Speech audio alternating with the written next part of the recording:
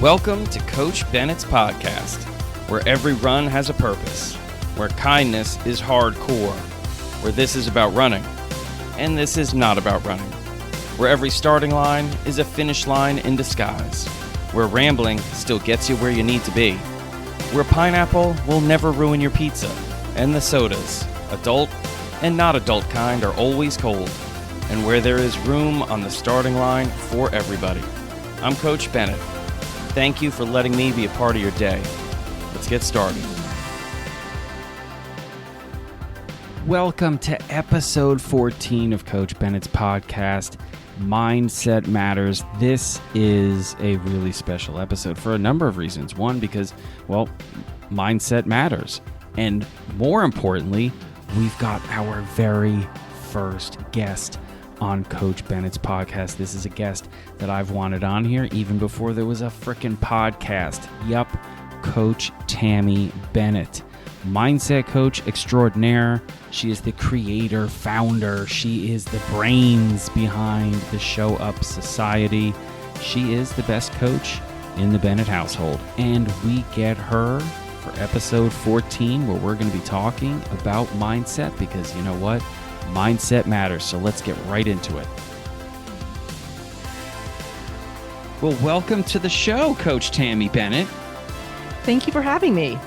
I gotta say, I am really excited to have you on, and I'm going to tell you why. Even before there was an episode 1 or a trailer to Coach Bennett's podcast, I didn't know much about this podcast. I didn't know what probably episode 2 was going to be, but I did know who my first guest was going to be. It was always going to be you, assuming you said yes, and you said yes to the invitation. So thank you for being here. Yay, this is going to be fun. I know it's going to be fun. Now, for the listeners, why don't you introduce yourself, tell us all a little bit about what you do and where you're from. Okay, so I am Tammy Bennett. I am a mindset coach, and I am from North Carolina. That's where I was born, and that's where I lived till I met you in my early 20s. Okay. And now I took you away from North Carolina. Yes. No, that's not true at all. We lived in California and then back to North Carolina and then to New Jersey and now in Portland, Oregon. That is right. That is right. So tell us a little bit about what you do. What does it mean to be a mindset coach, and how did you become a mindset coach? And there's so many questions, and I'm rolling them into one. So you just answer the questions as you see fit. Okay. So I went to law school, and halfway through my first year, I decided I did not want to be an attorney. Good. And then So you dropped out of law school. I did not. I continued because I thought it can't hurt to have a law degree in your back pocket. No. The right? question is, can it help? It has not helped so far. And then we had our first child in my third year of law school. So that sort of cemented that I wasn't going to immediately go into practicing law. I did, however, take and pass the California bar exam just in case I ever wanted to be an attorney. And I never wanted to be an attorney. But I did want to work, and I did want to help people, and I did want to have my own business. So I started out by teaching and coaching. I was a personal trainer, stroller strides, which was a fitness class that moms could do with their babies in the stroller, because we had 3 babies, and I brought them with me to work every day when I helped these moms get back in shape. And so that turned into running coaching, because I guess I kind of left that part out, that I started running when I was 9 and competed very seriously all the way through middle school, high school, college, and then 1 year post-collegiately. And so because running was such a big part of my life, I wanted to help other people do it. So I started coaching, and I coached people of all ages alongside you for some of those years. For about 14 years, I coached people with running. And really, so much of running is mindset. It's what we are saying in our heads, not just the physical thing that our lungs and muscles and legs are doing. There's a lot of running that actually happens inside of your brain. And so I decided that I really wanted to focus on that mindset part. And now I help people get out of their own way so they can do the thing they really want to be doing. Can I ask you one question about your running? Yeah. So you were a new runner in the 80s. You still have some North Carolina State age group records, don't you, for races on the road, right? Last time I checked, yes. Yeah. So it's basically just you and a bunch of East Germans that have records still from the 80s. Is that correct? I don't know. Okay. So moving on though. So let me just ask you a question. Now you talk about mindset coaching for running. I happen to have a little bit of an inside window into your practice.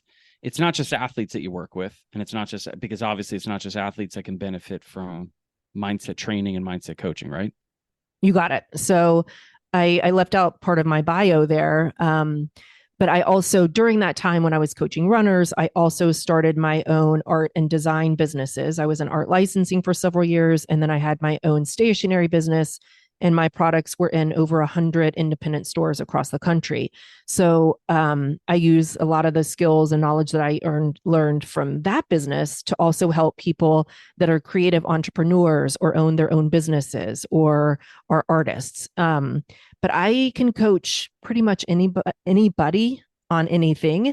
It just so happens that a lot of creative entrepreneurs and a lot of runners find me because I was in those worlds for a while. So a lot of my clients are in those worlds, but you don't have to be to work with me.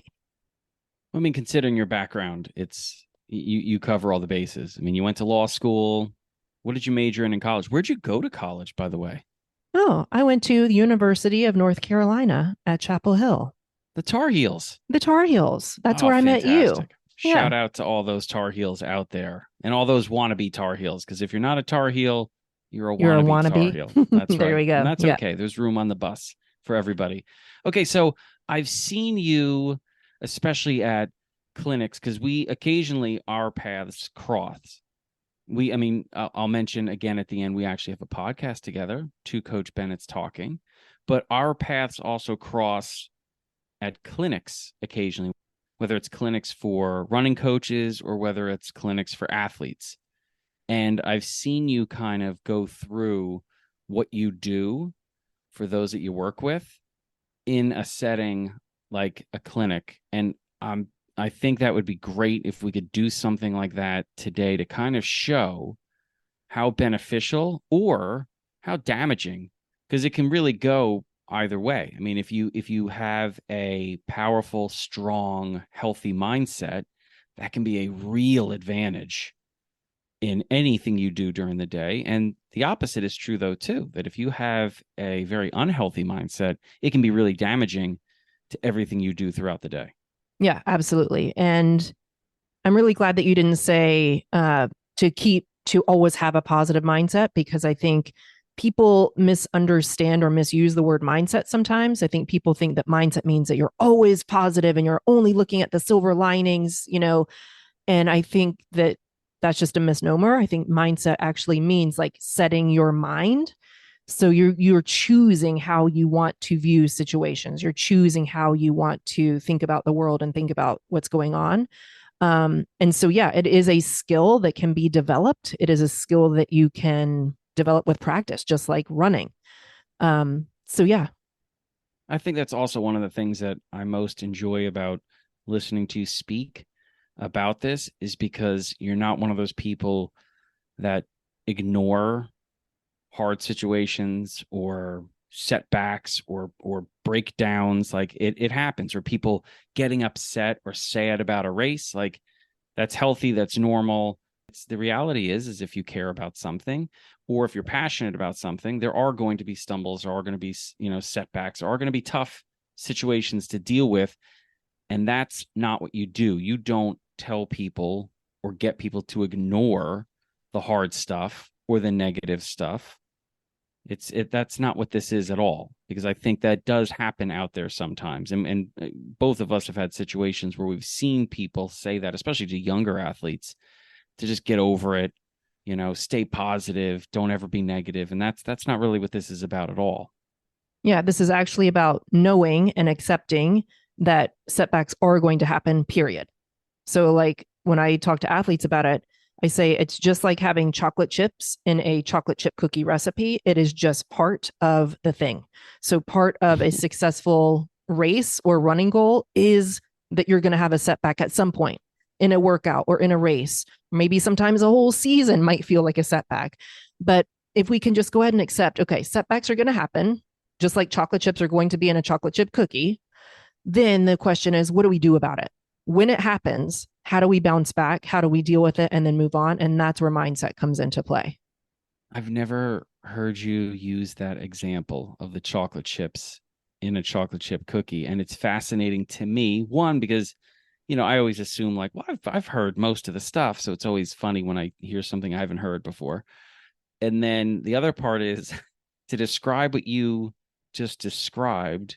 It's interesting that you chose chocolate chips in a chocolate chip cookie as opposed to saying like, every once in a while there's going to be a little gristle in that piece of ham in your ham sandwich, like the gross part, because you were actually talking about the setbacks and you chose to use chocolate chips instead of something gross.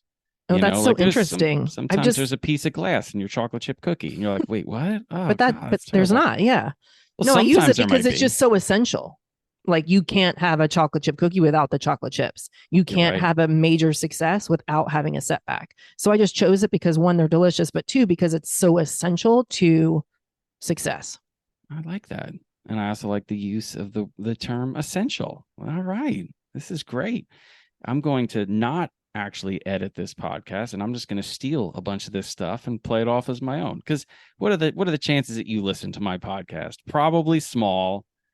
And this way I can just steal your ideas. What's the name of the movie where the guy steals the painter's ideas? Is it Big Eyes? Big Is that what it? eyes. Yes. Big Eyes. But it's I didn't. happened many, many times in history. Let's be for real. It's happened more than once that a man has stolen his wife's ideas.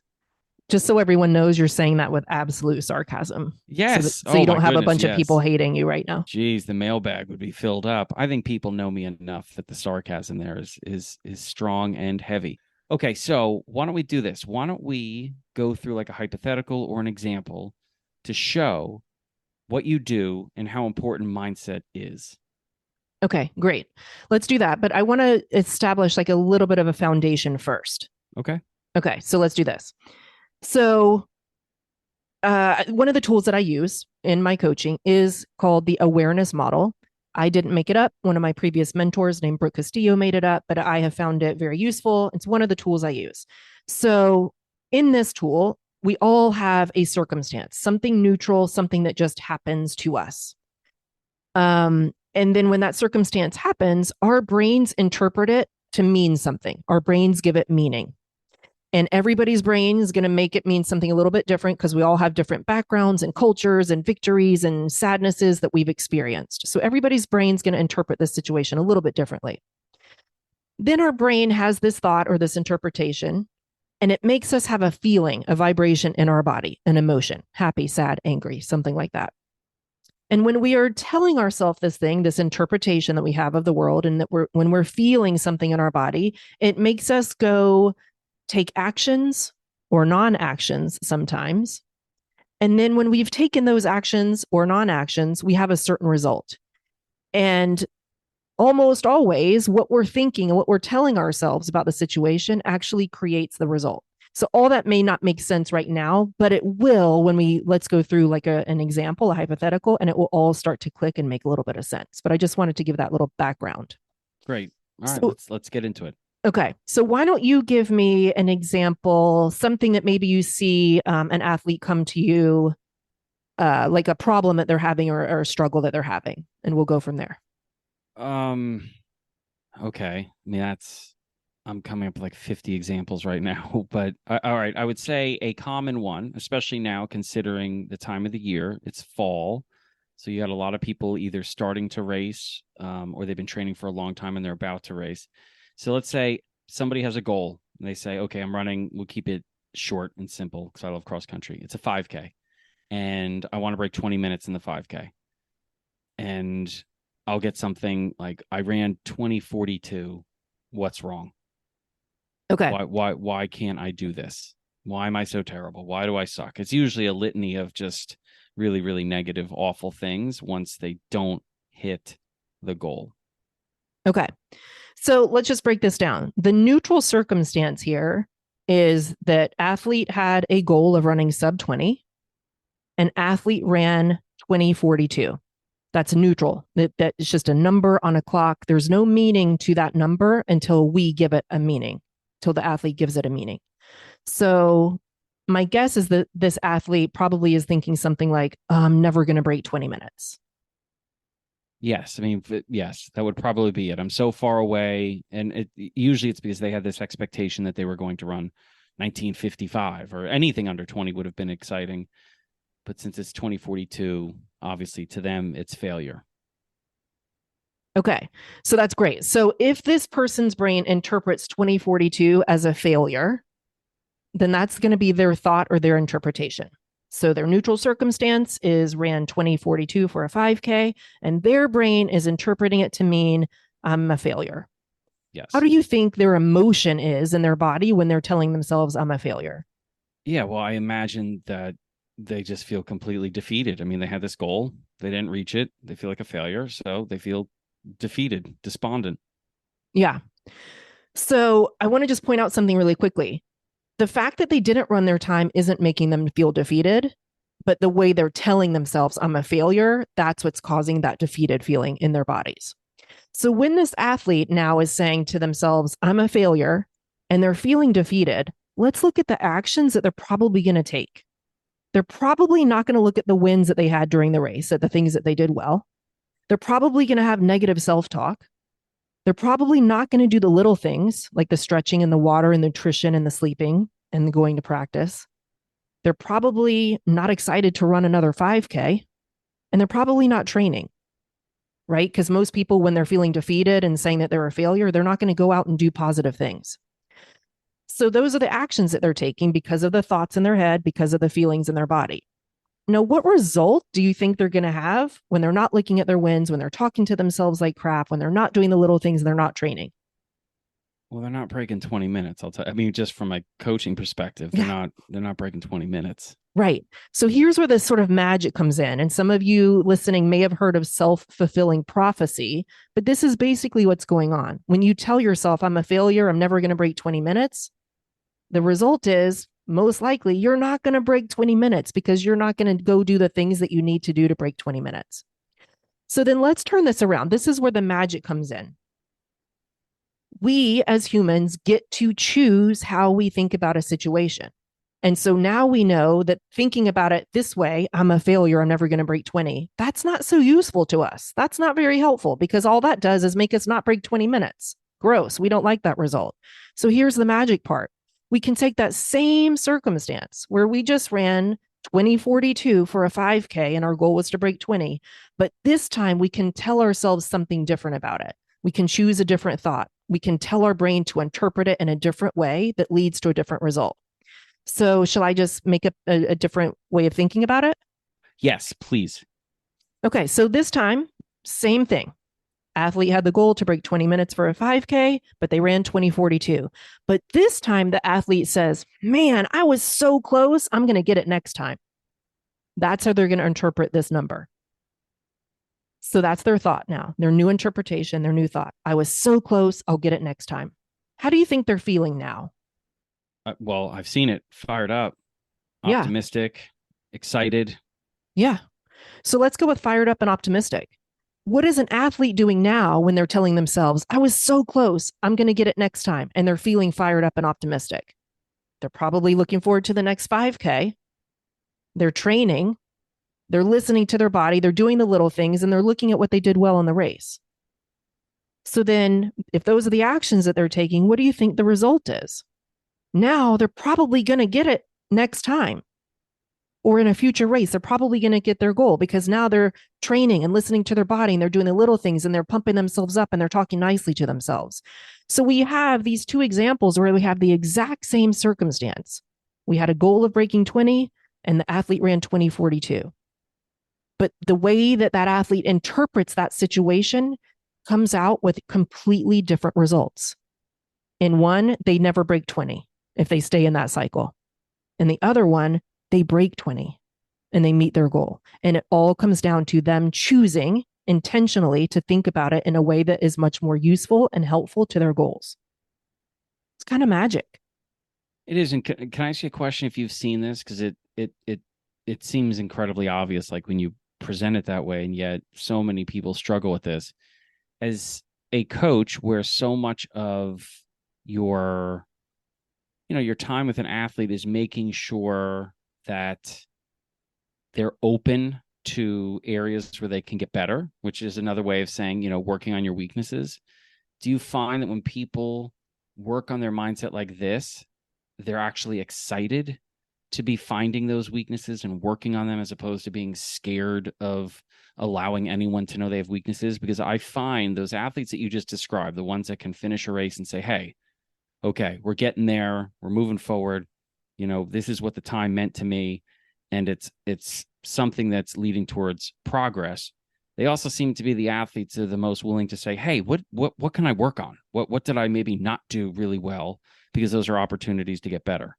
Yeah, absolutely. I mean, and that's why, you'll hear people say like mindset is everything. And it just determines your outcome so much. Now, I will say that most human brains are geared to go negative. They're geared to look at the negative or the worst case scenario. And so sometimes we have to fight against our own like biology almost. And we have to say, okay, brain, I see you trying to go negative here. I see what you're doing, but I'm going to choose differently. Instead of saying that I suck as a runner and I'm a failure and I'm never going to break 20, I'm going to choose to ignore my default towards negative, and I'm going to choose something more useful to me, which is I'm so close, I'll get it next time. And so if you can be willing to sort of fight your own tendency to go negative, if you can be willing to practice it over and over and over of teaching your brain to shift in towards a more useful thought, then you will be successful. But you just have to be willing to practice it. It's not a one-time thing. It's a practice over and over and over to find that more useful thought and go that way. Well, I mean, that shouldn't be, something that's scary or insurmountable to a runner, considering the fact that you do one run, that doesn't mean you're suddenly fit. It just means you've done one run. See, that's why there's a next run and there's a run after that and all of those. And the other thing that I think is so fascinating about this, which is why it's maybe extra fascinating for runners, we have to be efficient with our energy, and we have to be efficient with everything that we do, because it's not easy to run. And it's interesting you say that we have a tendency to go negative. That's you could look at that as kind of like an outsource of energy, right? Like you're using energy, you're going negative on yourself. There's no benefit to going negative. And I don't mean pretending like I ran 2042. I'm just going to, that's negative to me. So I'm going to pretend I ran 1942, but you didn't. You ran 2042. But beating yourself up, like you said in the example, like what normally happens when you're telling yourself that you suck and you're a failure and you're not a great runner. Well, all of those things that occur from that is just stuff that takes you backwards. There's no progression there, which is just interesting that runners can be so miserly with their energy unless it is negative energy. And then for some reason, it's almost like we have boundless amounts of energy to use to that like negative space of I'm not any good, I'm terrible, I'm never going to do this. And we can talk to ourselves until we're exhausted about how bad we are. But suddenly, if you have to do it the other way, it really is, I guess it is training yourself to build up the muscle to do this, because it's way harder for people to do what you're saying and have that healthy mindset. It's way, way harder, even though there's such an obvious benefit to it. Yeah, I mean, that just goes into what I was saying about how the brain loves to go negative. So it's actually more efficient to go negative because that's what we're so used to. That pathway has been cleared. But if we want to make a new pathway where we're looking at the more useful side, we're like we are paving a new trail, right? Like we're cutting down weeds and we're stomping on grass and stuff until we make that a well-worn trail. So yeah, it actually takes more energy at first when you haven't learned this skill yet. It does take a little more energy to find the more useful thought instead of going negative. But the more you do it, like you said, the more you build that muscle and you're like, oh, brain, I see you're trying to go negative, but we don't do that anymore. We're going to go on this other path where we're going to find a more useful thought that helps us. Now, do you think part of the reason why we go negative initially or instinctually is like a protective mechanism of just like Yes. the fear that I care about this, and it's maybe even just too scary for me to deal with the ups and the downs. So I'm just going to forget the up and I'll just go down and say I can't do it because I don't want to care this much about it or love something this much. Yeah, your brain absolutely wants to protect you from pain and the pain of rejection or failure or embarrassment, humiliation, all those types of things. They feel terrible. Nobody likes to feel those. So if the brain is like, oh shit, that's going to really hurt. If we fail, if we try this and we go after it and we fail, that's really going to hurt. Let's just not try. Let's just chill out on the couch and like call it a season.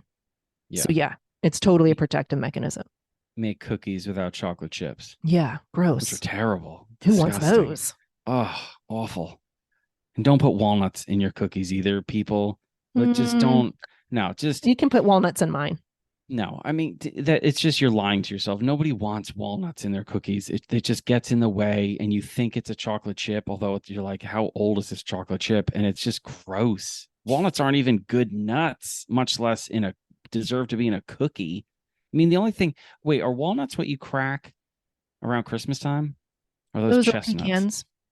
Those are pecans? You I roast don't think. chestnuts, you crack pecans and walnuts.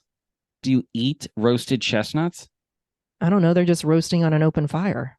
Yeah, I know, but does anyone ever eat them? I don't even know what a chestnut looks like. I don't know what a chestnut looks like either. But in But I I'm kind of not a feel sorry, I like kind of feel like the listeners should like choose a side, like hashtag team walnut or hashtag no walnuts. Cause I kind of want to see if there's other walnut lovers out there that could share cookies with me. yeah, like hashtag no nuts or hashtag more nuts, Sure. something like that. Yeah, I guess. I mean, I guess we could do that. That's all we need is to have a nuts or no nuts trending.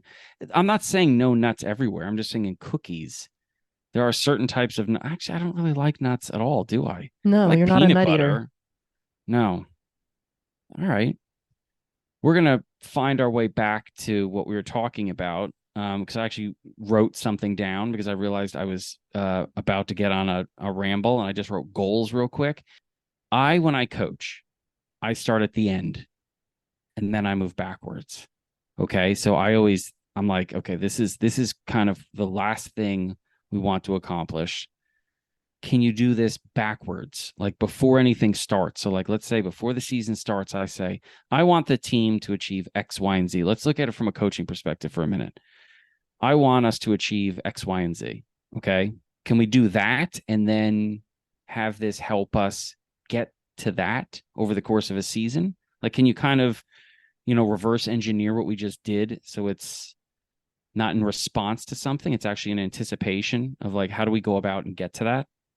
Yeah, you can absolutely do that. You can start basically from anywhere in this model, but I've done this many times at clinics before when I've met with the athletes and we start with their goal and then we work backwards. What actions do you think you'd have to do to get that goal? What do you have to be feeling? What do you have to be thinking?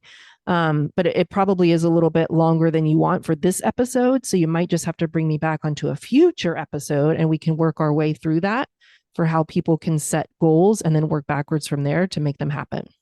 This is like deja vu all over again. Thank you, Yogi Berra, for that line, because I'm pretty sure I invited myself back onto your podcast a number of times. Is that what just happened? Did you just invite yourself back on? That's what we do. That is what we do. Well, I would love to have you back on because I think this is great and I think it's super important. And it is one of those things that um, when I first started coaching, it was something I realized was often overlooked, especially by coaches. That idea of like, you know what? We're going to run this far, this hard, with this much recovery. And tomorrow we're going to run this long at this pace. And it was just a bunch of numbers and distances of meters, minutes, and miles. And there was no work on the mindset part of athletes, even though you saw athletes struggling. And a lot of times coaches just assumed, well, it's a problem with the physical side of the training. We got to take a couple of days off or we got to run more miles. And it was none of the physical training. A lot of times that was the issue.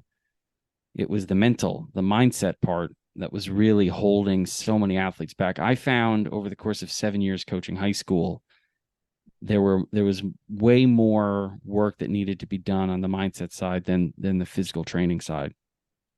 It was way easier to get an athlete fit physically than it was to get an athlete fit mentally or mindfully. Yeah, that's why I think there should be a mindset coach or performance coach in every high school and every team.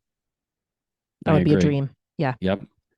Or just have coaches that have at least the access to or training in these spaces so they can help. Yes. Okay, so before we wrap up, someone listening today to just this show, what do they take out of this? How can they take something from this and put it into practice literally the second the show ends? Okay. So I'll just give you kind of like the Cliff Notes version of how to use the model that we just talked about. The first step is Perfect. basically just being aware. If you have a feeling that you don't like, or if you have a result that you don't like, so let's say if you're feeling defeated or discouraged or embarrassed or scared or anxiety, a feeling that doesn't really feel good in your body, just be aware of it and then just ask yourself, okay, what am I telling myself that's making me feel this way? Like, what is the language in my head about this situation, about this race, or about my training? And once you come up with that thought, like, what is it that you're telling yourself? The next question to ask yourself is there a better way to think about this? Is there a more useful, true way that's going to make me not feel so yucky? Is there a way that I can think about this that's going to make me feel a little bit more encouraged or open minded or possible or even neutral? And then choose that thought instead. So just being aware, where does it feel yucky? Why does it feel yucky? And is there a different way you can feel that doesn't feel so yucky? And then go with that one. I love that. And it's so easy. I mean, that's an So immediate easy. takeaway. I was worried that I was going to have to, give you like 20 minutes to come up with something, but because it normally when someone says what's one takeaway or one thing, I'm always like, that was perfect. So that's all it is. I mean, it is really just having maybe the guts or the courage or maybe the, like you said, the awareness to in the moment say, wait. And that's it, right? It's just being aware, thinking through it, and then choosing another way of looking at it. Yeah. Because so many of us humans are never taught that we get to choose how to think about a situation. Yeah, we just aren't taught it. But all the power really is in us to just choose to think about it in a different way and change the outcome. It's really dramatic and remarkable, actually. No, it is. And I'm immediately thinking about somebody who tomorrow or today has some type of a starting line that they're going to get on, whether it's a race, a hard workout, it could be a job interview, it could be dealing with a relationship that they're in, and they've got something from this that they can take away immediately and put in that situation. Yeah, it applies to every situation, almost every situation. All right. Well, you've earned a invite back. An invite back. There's an N at the end of the A there because of the vowel. An invite. You've earned an invite back to Coach Bennett's podcast. Yeah, this has got to be a big moment for you, right? Like just in your career. I'm feeling warm and fuzzy. There you go. See, if you were feeling yucky, you know what you could do. Mm-hmm. Be aware and think about why. And it's because you're probably thinking, why did I agree to go on this buffoon's podcast? It's even worse than I thought. But you've saved it. Why does he talk so much? Yes. Well, that's the thing. I know that like on your podcast, it's different. There aren't the like out of control rambles. You're just good the entire way. You don't need to edit. I cut to the chase. Yeah, you cut to the chase. I cut none of the chase. It's just one big wheel of chase cheese. And you chase all the squirrels that go by. What? And you chase all the squirrels that go by. See, that makes no sense. Yes, it does. Why am I chasing squirrels with a wheel of chase cheese? Well, I don't know why you're in cheese, but you're chasing squirrels all over the place. Any new idea that comes, you just go with it and start talking about it. No, but my point is that when I think of a wheel, I think of a wheel of cheese, and then I think of people rolling the wheel of cheese down the hill and chasing it and falling like that epic. It happens in I'm gonna have to Scotland, put right? a link to that. I don't know if it's Scotland. Somewhere. It's somewhere in Europe. It's definitely European. It's not American. I mean, it makes absolutely no sense. There can't possibly be a coherent backstory. And if you've never seen it, I'm going to put a link to the video. They basically roll a wheel of cheese down the steepest hill you can possibly imagine. And then people chase the wheel of cheese. And the goal is to get to the bottom of the hill before the wheel of cheese. But 99% of the people wipe out. And I mean, you see there has to be broken legs. I mean, there just has to be broken legs every time. Or Europeans are just built differently, which they might be because these people get up or they're just I think they're completely drunk. hammered. Yeah, they have to be, because these are hard falls. This is not like when you see a 3-minute montage of fails. No, it's not this. This is, you should not be getting up from this fall, but they get up and they come back year after year to chase that wheel of cheese. So yeah, I think there's no better time to kind of end this than that. But I do want to ask you, obviously people are probably thinking, okay, two things. One, why is she with him? We're not going to get into that today. But the other thing they're Whole other thinking is podcast. whole other podcast. The other one is probably, okay, where are you, Coach Tammy Bennett? How do I follow you? How do I get in touch with you? How do I learn more about what you do? So let us know. Yeah. So I am on Instagram at Show Up Society. The name of my podcast is Show Up Society, because I just help people show up for themselves and show up for the lives they want to be leading. My website is showupsociety.com as well. And people can work with me one-on-one. I also do, as we talked about, I talk at clinics and summits for coaches and for athletes. I also talk to teams. I've talked to many teams across the country with specific workshops. I also am starting up a community, the Show Up Society, where people can show up for their goals and work together with me. So if you go to showupsociety.com, you will find out everything you need to know about how to work with me or get in touch. And there will be links in the show notes, because that's just what I do. And there will also be a video of people chasing a wheel of cheese. So you can check out that video, and then you can go check out showupsociety.com. And there it is. There's the nightcap. That's an awesome day right there. You listen to Coach Bennett's podcast. You saw a video of people chasing cheese, and then you just dove into your showupsociety.com website. It's a well-rounded day. It's a well-rounded day, like a wheel of cheese. All right. On that note, let me thank you so much for being the first guest. I mean, this is going to be, do they still make Trivial Pursuit? Yes. Okay. And another wheel. This could, or pie. Yes, another wheel. You're exactly right. This could be a Trivial Pursuit question or a future Jeopardy question. Who was the first guest on Coach Bennett's podcast? So there you go. There's some humility for where I think this podcast is going, that we're going to end up in Trivial Pursuit. Of course, they may not even make that game anymore, but if they don't, we're going straight to Jeopardy. All right. All right. Thank you for being here. And thank you for listening. Until next time, take care of yourself, take care of each other. And Coach Tammy, we're looking forward to having you back on the show. Thanks for having me. Bye-bye, everybody. Bye. Thank you so much for listening to Coach Bennett's podcast today. And if you're not already following or subscribed to the podcast on whatever platform you're listening, well, I really wish you would, because it helps a lot.